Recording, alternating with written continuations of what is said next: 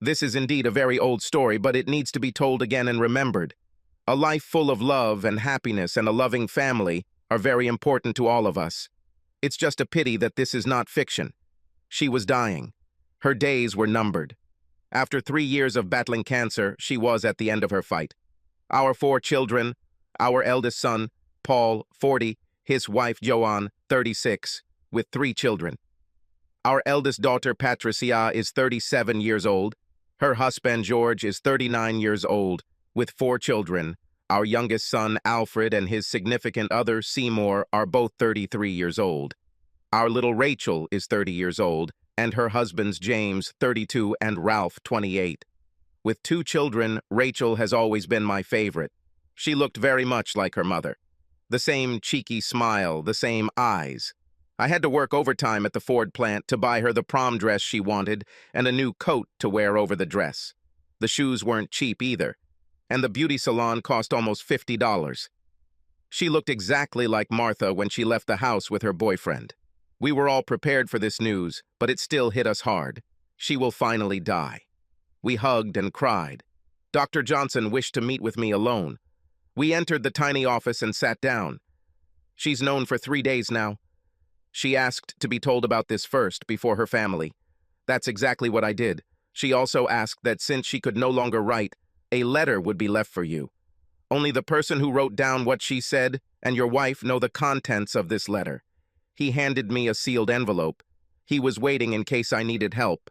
We got married in our church 45 years ago. A young priest married us. It was a good life. 4 children. Everyone is happy with the life they have chosen. My wife turned 65 in 2 days. I loved her from the moment I first saw her on her knees in church. Later, I saw her again as she came out of the confessional. I walked her home. We started dating and soon got married.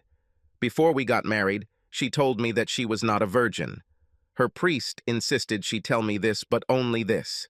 I knew nothing about her previous meetings with anyone. I used to love her. I knew that she loved me and we would love each other forever. It wasn't easy for us. Money problems. Alfred was homosexual. Rachel needed 2 men to be happy. We fought and cried, and somehow now we were together. I opened the envelope. There was only 1 page. It was handwritten by someone in very good handwriting. Max, please forgive me. The priest was here for the last rites. I confessed my sins. He said I should tell you so you can forgive me so I can go to heaven. I had lovers during our marriage. 21 lovers. I don't remember all the names, but the priest said it didn't matter. All children are not yours. They were all children of one of the men. I met when I was able to sneak away for a few minutes.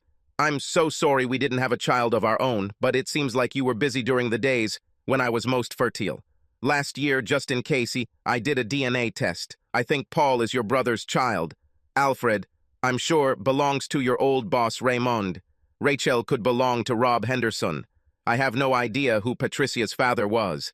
There were so many of them at that time. You were such a good father, working overtime to pay for college, braces, and prom dresses. The sex was so good that I wanted to get everything I could. I also needed a loving husband, and I chose you. You were the best husband a woman could have.